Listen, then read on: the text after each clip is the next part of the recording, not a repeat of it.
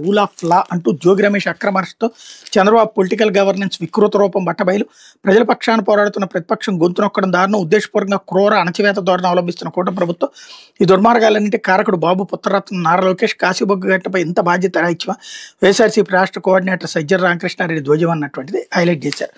ఇక కూటమి ప్రభుత్వ వైఫల్యాలను ఎండగడదాం అంటూ కూటమి ప్రభుత్వ వైఫల్యాలను సోషల్ మీడియా వేదికగా ఎండగడదామని వైఎస్ఆర్సీపీ స్టేట్ కోఆర్డినేటర్ సజ్జల రామకృష్ణారెడ్డి పిలుపునిచ్చారు. ఇందుకోసం వైఎస్ఆర్సీపీ అసెంబ్లీ నియోజకవర్గ డిజిటల్ మేనేజర్లు నిబద్ధత మరింత ఉత్సాహంతో పనిచేయాలని కోరారు. వైఎస్ఆర్సీపీ అసెంబ్లీ నియోజకవర్గ డిజిటల్ మేనేజర్లకు సోమవారం తాడేపల్లిలోని పార్టీ కేంద్ర కార్యాలయంలో వర్క్షాప్ నిర్వహించారు. ఈ సందర్భంగా సజ్జల రామకృష్ణారెడ్డి మాట్లాడారు. డేటా బిల్డింగ్, డేటా స్టోరేజ్తో పాటు సోషల్ మీడియాలో పార్టీ గొంతుకుని బలంగా తీసుకెళ్ళడం మీ ప్రధాన కర్తవ్యం. కోట్లాది మంది అభిమానులు మన వెంటున్నారు.